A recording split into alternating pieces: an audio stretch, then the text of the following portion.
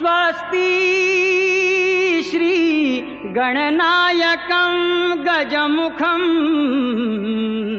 मोरेश्वरं सिद्धिदं बल्लाळो मुरुडं विनायकमहं चिंतामणिं थेउरं लेण्याद्रिं गिरिजात्मजं सुरवरं विघ्नेश्वरं ओधरं ग्रामे रांजण संस्थितं गणपतिं कुर्यात् सदा मंगलं शुभमंगलं।